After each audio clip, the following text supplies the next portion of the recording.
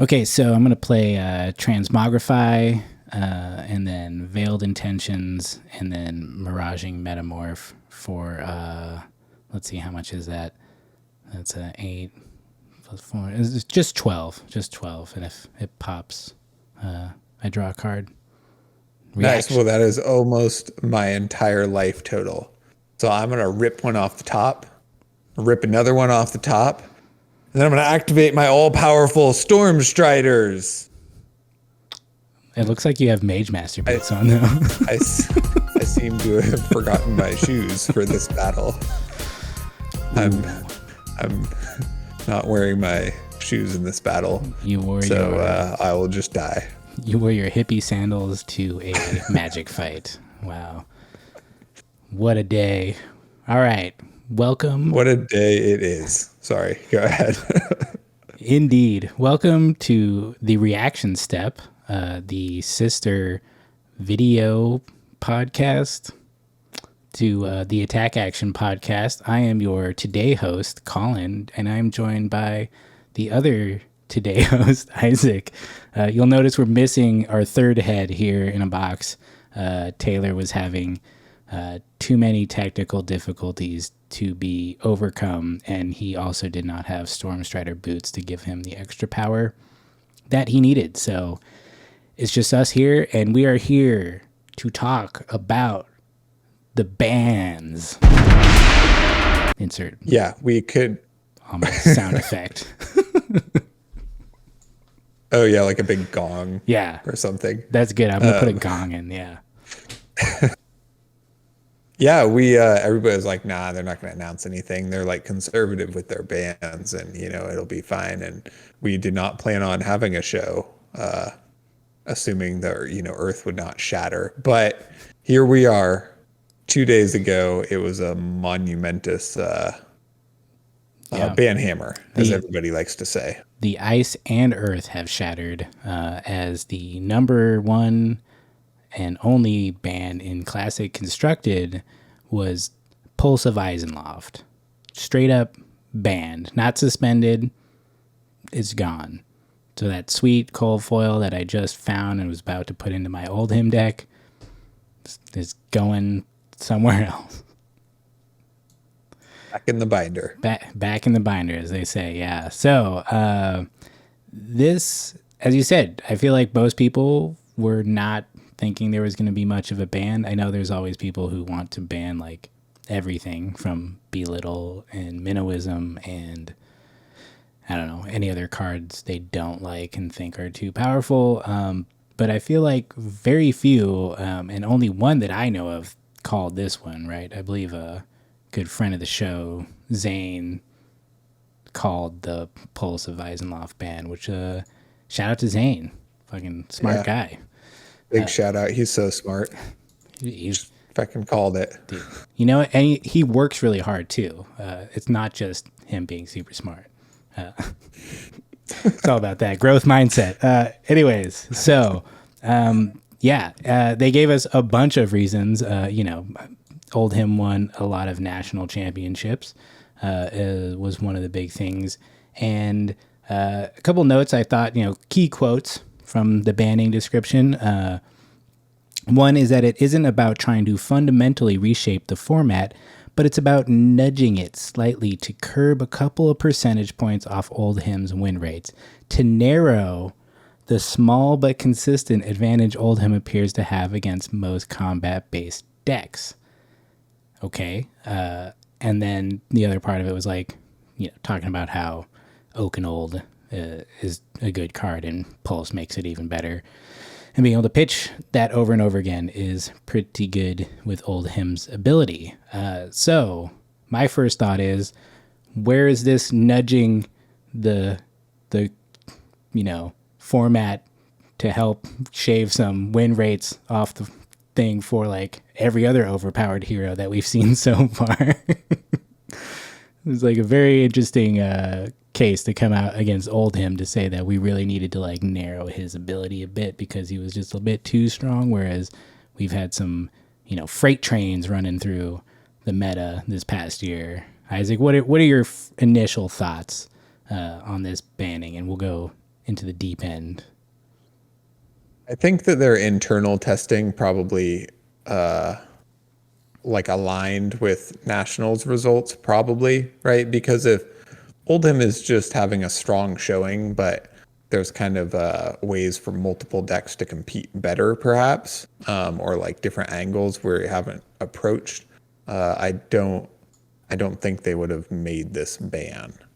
But so my initial thought is, I kind of like this ban. I'm I'm a fan of many bans or more rather than fewer bans to keep a format balanced and fun for everybody.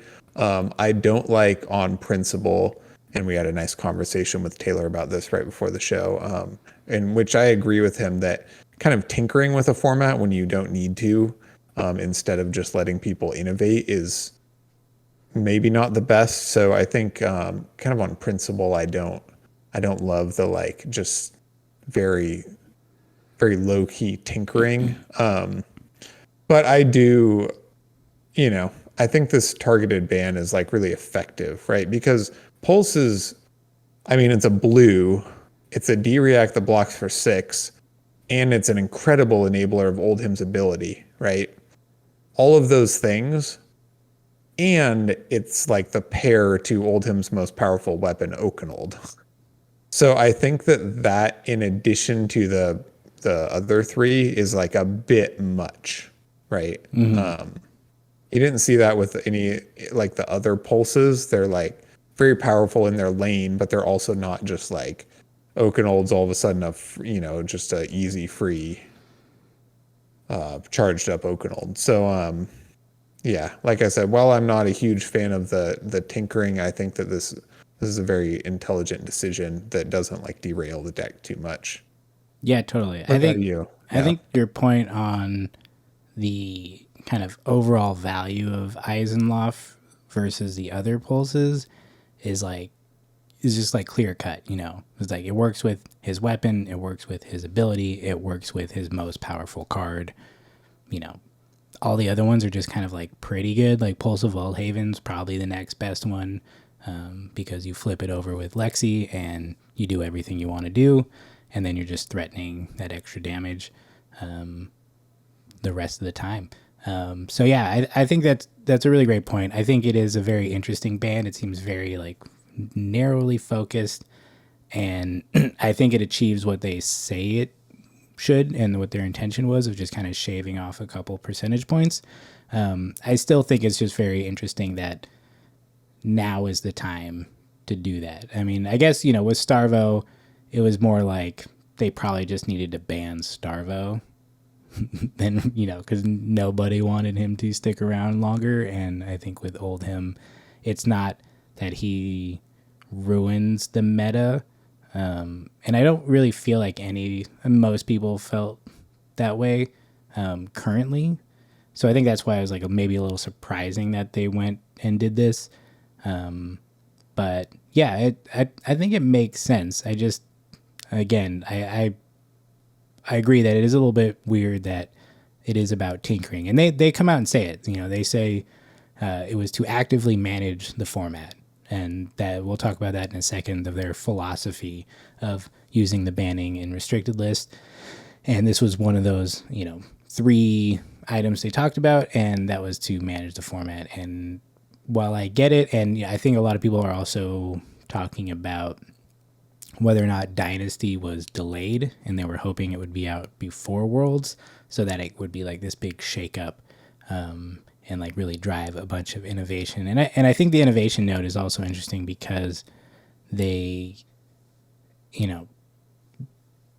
it's like they keep hinting at how they want players to be more innovative in reaction to what they're doing. But at the same time, they're not allowing innovation to happen in certain ways because of how they're interceding. So, kind of double-edged sword there. I think it's probably tough, right? Because I mean, like you have to ban stubby hammers, right? Because then it just becomes unfun. But So are they anticipating that if they don't ban polls, then by the time Worlds is like said and done, everybody's going to be complaining about old him and it'll be oppressive and unfun. So are they anticipating that and trying to curb it ahead of time? Which in that case, maybe the right call.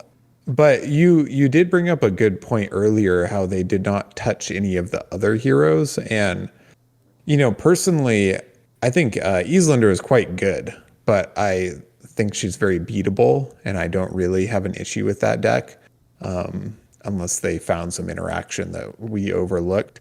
I do think that Fai is really strong. And I was talking to Zane and some other people recently about, I mean, you could argue that Fai is really the best deck, right? Like, say it has like a 50-50 into old him, you know. But then, like, what else? What else beats that deck? So, to me, it's like the potential for a problem deck is, and it may not play out this way, but could be more Fai than old him. So to see old him like knock down just a slight notch and Fai completely untouched, even, despite its huge, growth in popularity and optimization lately, kind of surprises me. So, like I said, I was worried about that, like going into Worlds, and then they knocked down old him a peg. Islander doesn't have a great Fi matchup, to be honest, and it just seems like Fi just only got stronger. So I don't know. What do you think? Do you share my concerns, or is this a little bit? Am I overanalyzing things? I mean, yeah, I think Fi is one of the best decks, and that might now be the best deck. But also, I think it could have already been positioned to overtake Old Him with a little bit more time and tinkering. It's like Old Him's been out longer, so people have been kind of playing that deck and learning it for a longer period of time. So, they've figured out some things and they've kind of maneuvered it into this really interesting position. Obviously, Prism hitting Living Legend allowed him to even be around, really. But yeah, it is interesting. I mean, and it's hard because, like, they show this table of like who won nationals, and there's only 2 Phi wins. So, their data shows like this story, but I think the story that most people experience throughout their armories, throughout the like middle rung of these tournaments, is that they're getting beat down by a lot of Phis as well. It's like he's just as big of a problem. And so just taking this ban to old him really, opens up that potential that Phi just is even better. And but maybe it's not. Maybe it's just a small enough change that it really just makes the ability to hit Oak and Old that much harder and less consistent, and also requires Old him to probably tank a bit more damage to get those turns off, whereas before they could kind of block up and then hold 2 cards in hand and have one, Oak and Old and Arsenal, and still do this like huge attack that will, ruin the next turn for the other player. So I don't really know. We'll have to see. We'll definitely see next month what happens and how people react to this. I'm curious what will happen locally in my armory. There's definitely a couple old him players. I was thinking about playing old him, and now I'm not so sure about that. So we'll have to see how that plays out. I do think, just like a quick side note, I thought it was interesting they did point out that like 10 different heroes won at least one national championship. I think that's pretty cool. Also pretty telling, and kind of like in a weird way disproves their point that they needed to do this, since it's like, well, 10 out of 16 heroes won a national championship, so maybe it's just fine and it's okay. Like, remember the crew meta where we just played the same thing for like 6 to 8 months and we still had a good time? We were still figuring things out and people were pushing in different directions. It was like, I think they kind of undervalue the potential, and I think people's like need for new stuff can really overshadow the fact that this game has depth and there's a lot of room to explore if we're given the time and opportunity. But they kind of they're manipulating it directly. So who's to say what it would be without that? But now all we have is what they've done, so we have to like react to it. So that's what this step's all about. Exactly. Well, I think it could be both, right? Like, because noting how many different heroes won all those nationals really speaks to the health of the meta, and that so many heroes are like viable competitively and strong, especially with a good pilot. But I think that some of the larger, more competitive tournaments, I mean, no offense to smaller tournaments, it's just, harder to win a much larger tournament, coupled with their, internal testing, like I said, probably agreeing with the trend that, old him and some other decks are like pretty powerful and not oppressive yet, but, merited addressing. I think that those two points can like coexist. Like, the meta is very, very healthy. A lot of things are playable, but there is a trend we're seeing, and, a couple things might get a little oppressive, or maybe don't have enough weaknesses, Yeah. Now, luckily, this meta will last exactly 1 month, so if we're stuck here, it's not for very long. As like another tangent, I really hope one day that they reveal like their testing decks, because I'd love to see what they think this game is, because I feel like sometimes we play a different game than the testers do, and I think that in like a good and bad way. Like, I'm sure they have a intimate knowledge that is beyond what we have, but I am just very curious to understand that, and maybe one day we'll get like a historical reenactment of what testing decks look like. That's a great point, because they could do it retroactively, Yeah, they right? could release their crew meta testing decks. Exactly. Like, afterwards, they could release them for now. That's really interesting. Or like when a hero hits Living Legend, they're like, "This is how we played it," and you're like, "Man, like we missed the mark," Yeah.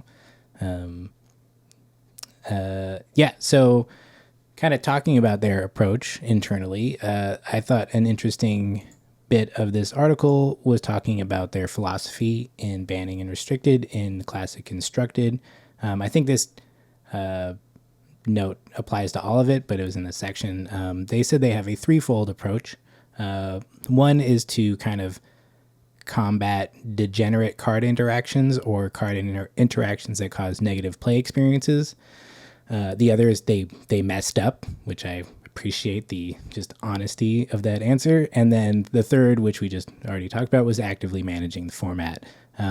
So it's nice to have this like lined out in a way. And I'm sure in the future there might be other reasons they do stuff.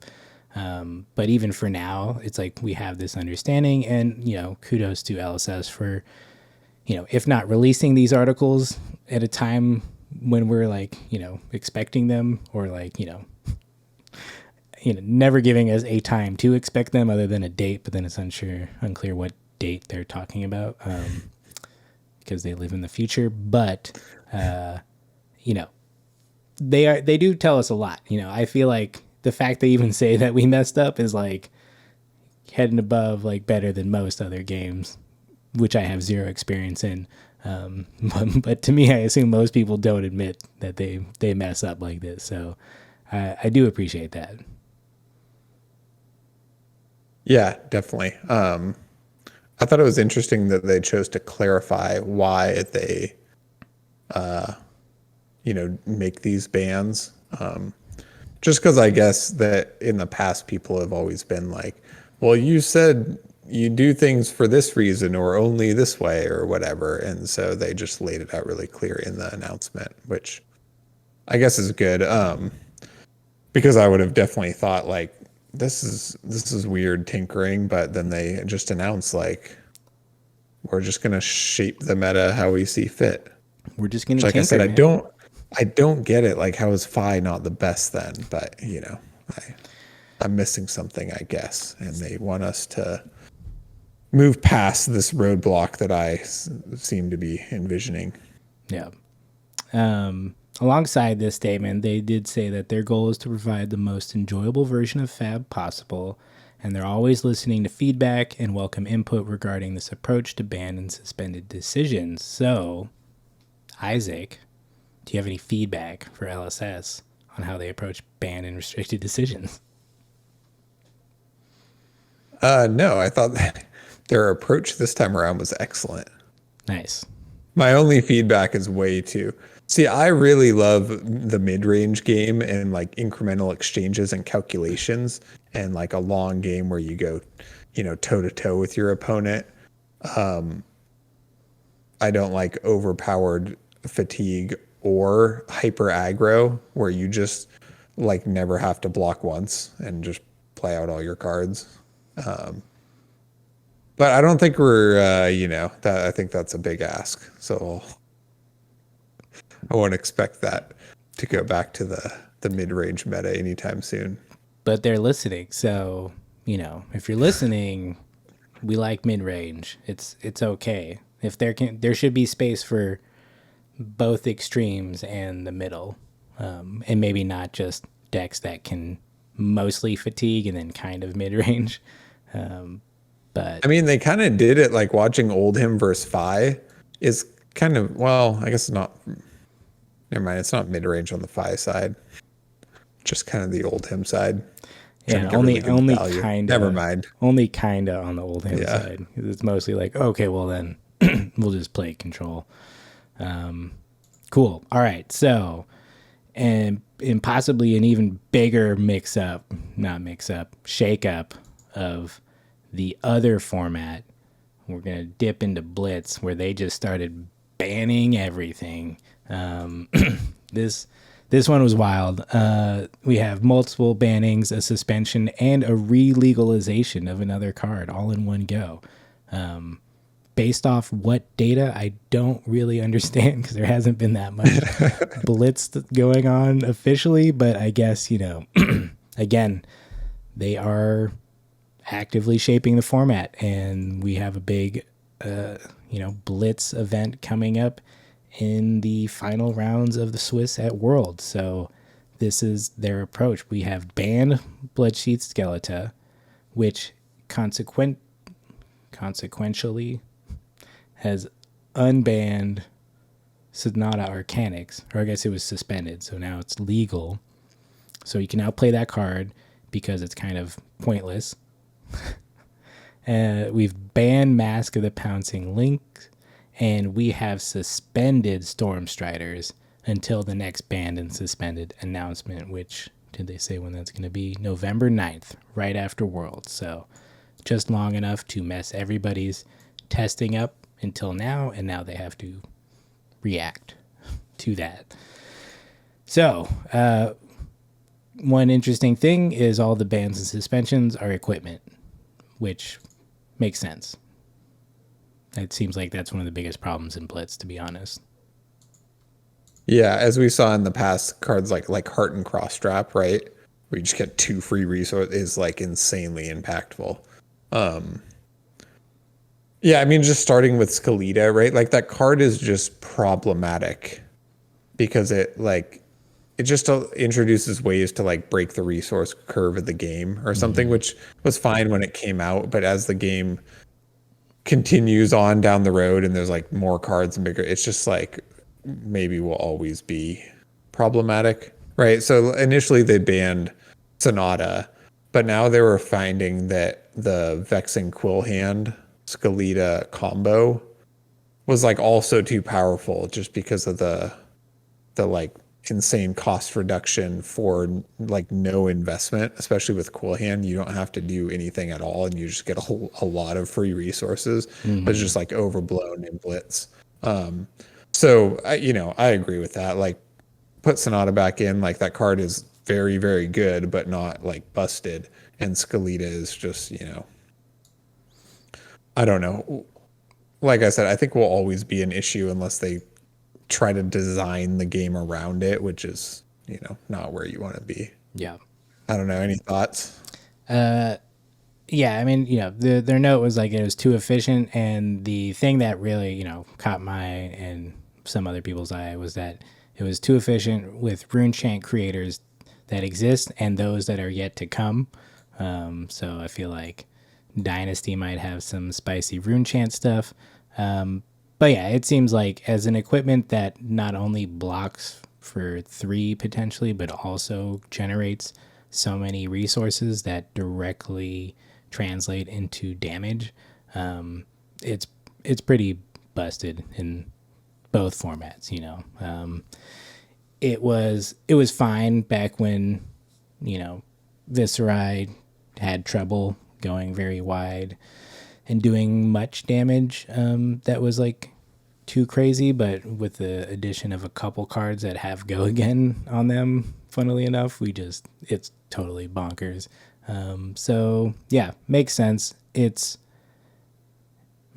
don't know. I do think, and we'll talk about it more into their reasoning behind all this, but yeah, it seems, the equipment has the potential in Blitz to have such a big effect on the game because you just start with it, so it gives you an immediate advantage. So yeah, and pretty much same thing for Mask of Pouncing Lynx. It was just like, this card lets you just grab more damage and do more damage for free, and that kind of sucks. Yeah. It's like 5 to 7 or more damage. Yeah, which is like, this helmet reads deal 5 to 7 damage in a format where you have 20 life is just like too good. Yeah, absolutely. That makes a lot of sense. It is, unfortunate for these two like majestic pieces of equipment, in a format that kind of is still somewhat presented as like a beginner friendly format, even though I think more and more people are not aligned with that definition. To remove these majestic pieces of equipment that are a bit easier to get for newer players is kind of rough. But, honestly, I think Ether Ironweave is like an amazing piece of common equipment, and there is some really great common equipment that can get you going in this format. But, we'll just have to deal with the fact that Blitz Bits is kind of busted. Yeah. Aether Ironweave is kind of insane. It's really, really good. Yeah. It's good enough, Dude, you don't have to have Skeleta. Battle worn, and it gives you 2 resources. Like, it's almost as busted as Skeleton in some respects, but yeah, that's funny. Cool. All right, so let's just get into it. This is the one that hurt a lot. Just open this wound back up. We've got Stormstriders are suspended until the next banned and suspended announcement. All right, so this is what they said. They said there is no opportunity cost to having no cards left in hand to defend yourself when Stormstriders killed the opponent at instant speed. And my reaction is, what the fuck? This is literally what the card in Kano is designed to do. Like, you can't cite, you're just defining what the card is. Like, that's what it is for, because Kano can't really win any other way. So why are you doing this? But they're doing it. And we know why. It's because of Icelander. It's not Kano's fault. Kano was not the problem. Icelander is just that much better and can use Stormstriders pretty efficiently. The funny thing, though, on that note, before I pass it back to you for your, grief on on the banning or suspension. I feel like Icelander doesn't use it to win the game. They like use it, or maybe this is more in CC, but I feel like they use it more just to like steal tempo and like push through damage, and then they just kind of like keep doing, disruption and fair damage through the rest of the game till you die. But anyways, all right, Storm Striders. Isaac, tell me about your boots. You mean my bare feet? Your bare feet. Where So to respond to like to LSS's statement, it's like Storm Striders isn't really like free. Like the best you can do is like a Scalding Rain from Arsenal, maybe for a blue, right? For 5 damage. It's not like you just take an extra turn for free. Everything is extremely expensive. And you also start with 5 less life. Well, everybody already knows these things, but I didn't quite understand that reasoning exactly. Like the setup is quite a lot when you're at low life. Yeah, and I think, at least in my experience with Iyslander and Blitz, the Storm Striders were pretty critical to winning the game. You either like kill them or get them so low that you can like quickly kill them afterwards, because without that factor in there, it's like you can get kind of run over by like I said, like Fai or even Briar or something. Like you can get pretty run over if you don't factor in that that extra little oomph. I do agree that Iyslander was very strong in the format and perhaps too powerful based on their internal testing. So I definitely think that they, they probably had to do something about her. But so I'm pretty biased about this. I personally spent like maybe the last month or maybe only like 2 weeks play testing and I guess like kind of casually playing and play testing just to get myself familiar with the Blitz format and with those 2 heroes. My favorite heroes being Iyslander and Kano. Because even approaching the ban and restricted announcement, I was like, I enjoy these heroes a lot. And there's literally like 1 card between them that could ruin both decks. So I was like, well, even if they nerf Iyslander, like something happens, it's like my playing won't, all be for naught. So anyway, that really screwed me up. Yeah. I feel for you as a OG Kano player. Just it's not there. The opportunity cost of trying to kill someone on their turn is that if you don't do it, you are dead. Like that's the opportunity cost. You are trading the fact that sometimes you might not have everything you need to do what you need to do to get that damage through. And sometimes it's just straight up like, you got them low enough, and if they do anything, you can push enough damage. And that's doesn't bother me because that seems very wizardy. It's just very thematic. It makes a lot of sense. The class has always made sense to me that way. And, similarly, people, it doesn't, or I guess dissimilarly, people think the opposite. It's just, it makes no sense, and instants are bad and yada, yada, yada. But it's rough. I do think their statement that their internal testing leads them to believe that they're both viable and strong heroes is kind of just a bunch of steam, because I feel like everyone else is just going to jump from these heroes because they don't have enough time to, innovate this deck that they were already getting comfortable with, and now have to like kind of change their approach, maybe even entirely. I don't know how much difference it is really, but your options aren't great in that slot. I guess you have, time skippers and Mage Master boots. And yeah, Time Skippers doesn't make any sense, actually. That's stupid. I shouldn't even say that. There's also the Wizard common boots, but that uses your action point. Wait, what boots? I don't even remember what boots those are. It's action, gain 3 resources. So you can do it on your turn and get 1 free Kano, but then you no longer have an action point. I thought that was the robes. But that is the robes. It's the robe of Rapture. Dang, there are no other boots. Yeah, I don't know if there's any other boots. Not bad. Yeah, it's all good. No, exactly. Like, what are we gonna do? We're gonna just stop playing Kano and just play like Chain or Fai or something. Yeah, I'm fully aware that I could be wrong here, but like imagining those, or Kano especially, still as like S or even A tier is just like a hard pill to swallow. Like, I don't believe LSS. And like I said, I'm fully aware I like probably am wrong, but it's just like, I don't know. In my experience playing games, Kano you only kill somebody like turn 0 if they like misplay or play poorly.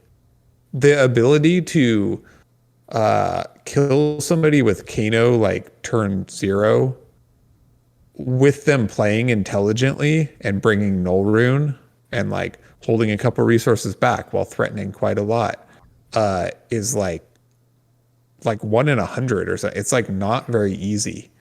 It's kind of this game of like, you're just trying not to die the whole time, and you're trying to manufacture a point where you can like save 2 cards to attack their hand and then attack their hand again on their turn. Right? But there's like many ways that players can play around this, and with the introduction of Oasis Respite and like the prevalence of Guardians and stuff, it's really I don't know. It's just not that simple. Like I said, you don't kill someone turn 0 when they have like Spell Void equipment or like, play correctly. Like when you're facing like a snatch for 7 go again or something, it's not just like, oh, I'm Kano, I'll just kill you now. It's like, no, I'm probably going to die. I have to play hyper intelligently and might probably still die, Yeah. Sorry, that was a bit of a rant, but it's just like, I don't know. Man. Let it out. Well, I feel like, so I'm a bit bitter about this because having been a Lexi player for quite a long time, I kind of felt like I went through kind of the same thing, whereas a whole, like half of Lexi was essentially nerfed or made like, not unplayable, but, not very good for like the Sins of Briar in the Ball Lightning ban. Specifically because there's just not that many lightning cards. So then to ban like the best one from a whole Alexi archetype sucked.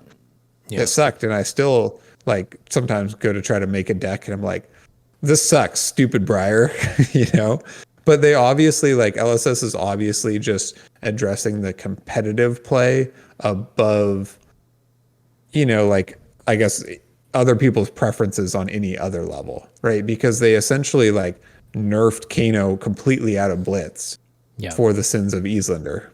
Yeah. Or that's what we're all assuming, and that's what it seems. But it's just like Kano was not running rampant, winning events left and right, being oppressive in the meta.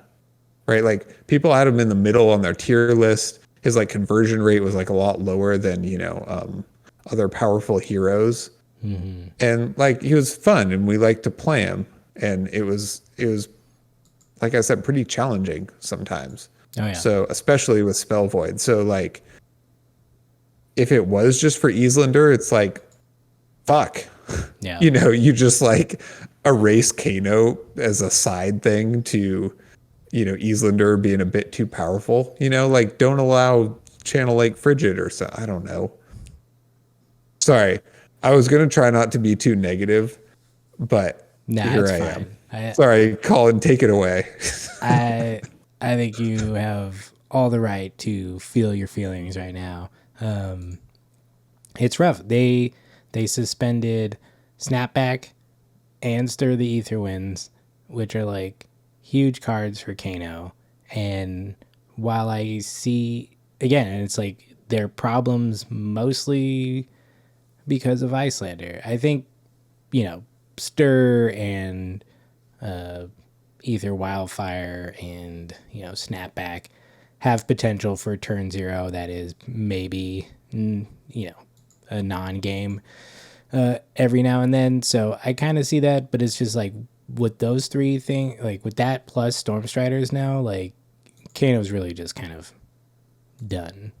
You're already at such a deficit with 15 life, equipment that does not block for the most part, and the fact that you are trying to play on your opponent's turn every now and then, probably a lot less these days, that there is a cost to doing it. So to say that there is no cost to try to do it is like dumb, I think, because they had to play a good game up to that point to get them to the point where they could finish the game. And that's one of their win conditions. So like, what is his win condition now? Just to like try to do it on their turn, and you've got Guardians with like, what is it, Imposing Visage and Oasis Respite, and they can just, not take any damage, and you're like, cool, I took a bunch of damage to try to like win the game, and they just like negated all of it, and then they're just gonna like kill me with a hammer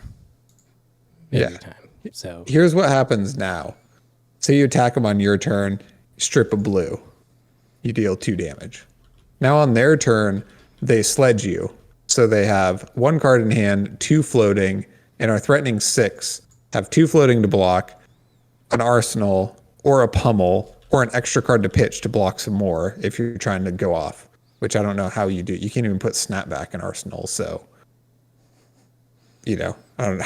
You're just trying to rip it off the top really hot and heavy, I guess. I can't even play snapback. And I meant steadfast, not Imposing Visage. That's the Guardian instant that just blocks all cool arcane damage with a stupid shield.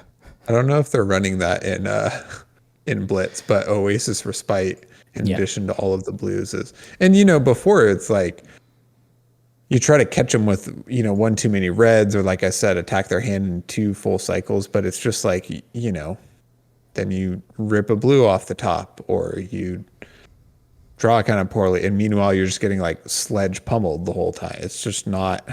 It just wasn't like Kano was mopping the floor with people. That's the part I don't really. Yeah, it's interesting that they, and I don't know if this is good or bad, but like they're always just like, it seems like they'll never just ban or suspend a card for a certain hero. It's always just across the board, which has these unintended side effects of nerfing the other heroes that could use those cards. So if it's unintended, they might be nerfing Kano as well. That's true. I mean, they did say they were intentionally doing that, so I guess that is fine. But yeah, I don't know. It's a sad day for Kano for sure. I know he's a divisive hero, so some people just don't care. But we got a nice soft spot for him over here at the Attack Action Podcast, so we will be sad about that. But who knows? Maybe there is some interesting stuff if people do come out with some cool builds. That will be exciting. If everyone just abandons him for better decks that are more consistent right now, then that'll probably lead them to unsuspend Stormstriders after Worlds, because it seems like they're really just manipulating the format right now, which again, they did say that's what they're doing. So their philosophy on ban and restricted for Blitz is basically the same, but a much more liberal approach in Blitz. And this is because they don't want to limit the design space for Classic Constructed to accommodate the explosiveness of the Blitz format, which I think makes sense. I mean, I think we were all in agreement after Fab 2.0 came out that that's the only way to really rein in this format. It's just hard when they're doing it. Like, they seem to always do it like right before an event, and it's like, cool, we now have 4 weeks to respond to this. it'd be nice if like, you know, there's like a little bit more heads up, but you know, they really believe in us, which I guess, you know, that's a nice thing.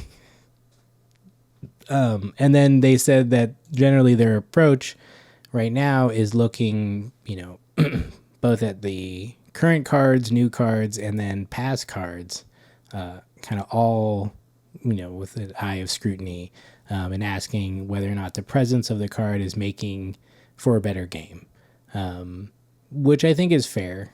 You know, it's a fair thing to say, and it's hard to look at a card and say this is what's wrong. And I feel like not many people were saying, "Oh, Storm Striders is what's wrong with you know, the Blitz format right now."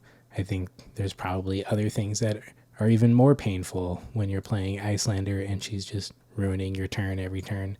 But yeah, again, and I mean, to that point, right? Like they let Viserai Living Legend, you know, and he was killing people turn 0 every game. Not every game. A bit of an exaggeration. Turn 0 or 1 or whatever. You know what I mean? It was just like, that's what I don't get, right? Like, is Kano is just like middle tier, fairly strong and a good pilot. I don't get it. Sorry, keep going. no, I mean, you got a point. I think, you know, we can look at what they've done historically as precedent, but we could also look at it as they are also looking back and trying to learn from their mistakes, which they have admitted that they have made mistakes. So, you know, we know that they don't think that they're infallible. But, you know, I just brought up the Living Legend. Icelander's already like halfway to Living Legend since she came out. Kano is just like a hair above her, and he's been out much, much longer in Blitz. So, you know, she's obviously very strong and was probably rocketing there. But again, when they make these choices and why they make these choices and when something's too powerful and needs to be stopped and when other things need to like be allowed to, you know, see out the rest of their kind of time in the format, seems pretty inconsistent overall. And I guess that's just where we're at. They're just going to do what they want and they're going to mess with the format, and we're going to sit here and take it and be excited about the next set either way. Yeah. So I guess and like, again, I'm just cranky that the one hero I liked in this format got banned. But your hero didn't get banned. you know, once again, from a bias standpoint, I just never had that, like, in Blitz, when, like, if a Kano beat me, I never had that, like, this hero's totally busted, it should be banned, you know? Because you can play to make Kano's life really difficult. And, you know, you can have good games. Like, to me, there's a lot of cards, which granted are not equipment, so are maybe less powerful, but, like, in my opinion, getting, like, Fai Art of Ward off the table is, like, it always felt worse than, like, you know, if Kano pulled it out. Yeah. Right? Because, like, again, Kano can't kill you turn 0. Or, you know, 99 out of 100 times can't kill you turn 0. You know, if you like play intelligently in that game. And, you know, there's like, you know, Art of War, Revel, Plunder Run, Pulverize, turn 0 heaved in there. You know, it's just like there's plenty of cards that make for like a really shitty play experience, that I would argue is more so than Kano playing. But yeah. We are definitely biased because when Kano's going against me and they start doing stuff, I'm just like, ooh, man, what are you going to do? I'm rooting for you. Come on. Can you get there? Give it to me. Get there? And then they just like don't. You're like, oh, well, I guess I kill you now. I'm sorry. But that's fair. It is exciting. I've always found it exciting. I think some of the most exciting games I've ever played in Fab have been Wizard games. Just because there's so much back and forth. There's so much like resolving of, you know, the damage and reaction, you know, I mean, not reactions, but, you know, priority passing and just like it's just wild. And you're just everyone's sitting there going like, whose turn is it? It's like I don't even know anymore, but like I'm gonna do this on top of your thing, and then they do this, and you're just like, oh dude, I should have waited because I would have killed you, but now you've killed me, and that was sweet. But we're just built different, totally. you know. I do have one I love like, well, I'm just not going to let that E-pot resolve, kill you first. Yeah. But I do have one last legitimate, well, all of my arguments have been legitimate, but this one especially so. Yeah. I do have a really legitimate fear. I think that so now what's to stop Guardians, especially Oldhim, from just filling their decks with D-reacts? Right? And then because if you have a deck full of D-reacts and a healthy amount of blues, and obviously still null rune slots are free in Blitz, and then you just have Winter's Wail or a Nothos, pepper in a couple reds like Pulverize and Disable or whatever. You get my drift here. It's like that to me seems like the best deck in the format. But, I don't know, maybe Fai overcomes that. It just seems like before, if you put too many Sinks and Fates and everything under the sun in your deck, then you were weak to Wizards. So it kind of like balanced everything out. But now it's like, what's going to do that? Just play KO, man. Be a legend. Win worlds on KO, and you'll literally never die in the hearts of Flesh and Blood players. I'm taking a bad CC hero in this format, so we'll probably not make it to Blitz, but I gotta figure out when I'm playing at Blitz. Should I get there? It's gonna be you're gonna have a good time though. All right, so yeah. The last thing on this ban, well, they go into UPF, but I don't know. I've played it once. York is banned. Okay, that makes sense. He seems like a PvE character. You're like, here, mix everybody's cards together. That's gonna piss everybody off. Sounds like they let it happen once. How to not get invited back to Ultimate Pit Fighter Night? Exactly. And something that they probably should have done a long time ago was banning young heroes in Classic Constructed and adult heroes in Blitz. I always thought that was a weird rule. So, like it was funny. Wins. Like shout out to, homie who played Prism at like nationals in Australia or New Zealand or something and like won some rounds. And one guy on our Portland stream who played KO in a Classic Constructed Battle Hard, and it's just like, hell yeah, dude, you are a legend, as I said. So nothing really surprising there. All right, so here's the thing. This errata bulletin is so long, I don't even want to talk about it. Fine by me. I think Rune Chants now pop on, well, there's no more Spectre hardly, but Rune Chants now pop on weapon and attack swings no matter what, I think. Yep. And several other clarifications to rules, but no change to card text. A lot of it is more for rules geeks, Yeah. I mean, there is some change to card text. It's honestly confusing how many things are changed. And like they don't show you the old card. So it's hard to know what was changed unless you go grab the card. So I don't know. It looks like they kind of made fractal replication worse, which sucks because I've been rocking that in my Talishar Dromai deck. They watched Get Good Scrub and then had to nerf it. And they're like, dude, this guy's playing this card? No way. You're onto something. If you were getting close, they had to nerf it ahead of you. It was like one time I finally got to play. What did I do? I was like miraging Metamorph, and then it was like Spears of Cerility, miraging Metamorph. Then I Snapdragons, and then I played Fractal, so it's coming in for 7 with Go again because of Spears of Cerility. And I was just like, this is the best. This is the best right here. I'm living the absolute dream of, illusionist bullshit. And then I was playing on Talishar, and it didn't give me the right values for my Go again from the snaps. yeah, it did. Like something was wrong, or maybe that one worked. There was another one where it didn't work. Maybe it was transmogrify and it didn't give me that. But either way, it's a fun card when it works. Otherwise, it's just you're dead in your hand. But yeah, a bunch of other stuff. Mostly just clarification, making things work the way you would think they work, which is good. And you know, all the rune blades are gonna have to figure out how to hold on to the rune chance, which, as you said, there's not much Spectre anymore, so it doesn't really matter.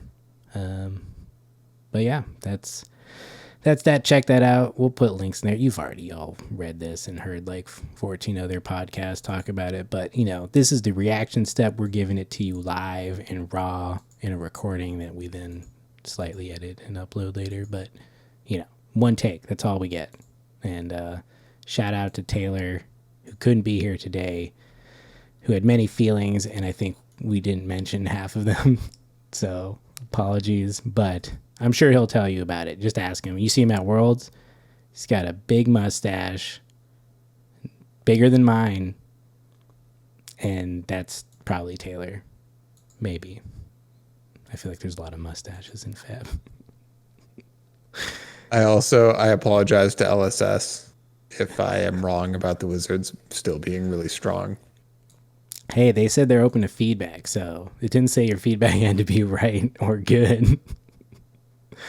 I try to keep it mostly positive and objective, but this was fucked up, man. Come on. You know, shout out to LSS. We know you're not watching.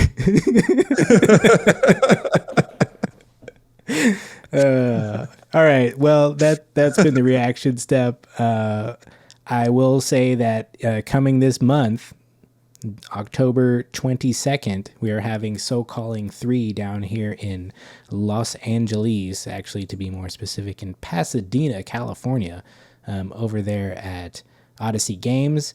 I'll put a link in the description if you're in the area, you want to come join. We got a 1K prize pool. Myself and the inimitable Blake Meyer will be commentating yet again. I hope our trophy is even smaller than it was last time, because it was remarkably small. Either that or I hope it's comically large. It's got to go one way or the other. But that should be really great. Kind of last chance for people to do a kind of bigger tournament before Worlds, with a lot of great players in the Southern California area. So check that out. It'll be on Arcane Games and Events stream. I'll also put a link to that below as well. And Isaac, anything else before we wrap it up? Nope, I think that's it. I look forward to tuning in for the SoCalling. Hell yeah. And seeing you at Worlds. Dude, that's gonna be fun. I'm so glad I don't have to play in Worlds, because I think I might be terrified at this point.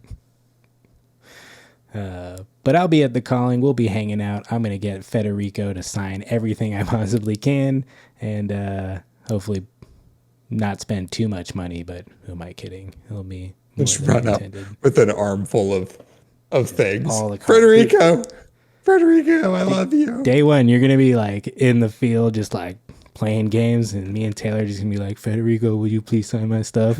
And he'll be like, sure, give me like $50. I'm like, here you go, thank you for the opportunity to pay you to give me your signature. Federico, can you come to my car? I have some more stuff I'd like you to sign. Will you be my friend on Facebook? No, it's gonna be great. I'm really excited to be with all the Battle Bros in person, and we'll be there. We'll have some cool stuff to actually give out, which we'll maybe talk about later. But yeah, would love to see and chat with any of you at Worlds. But if you come to SoCalling, I will be there, and I will be very accessible, except don't walk into the stream while we're streaming. It's weird to do that. So anyways, that's it from us. Goodbye. Night. Good morning.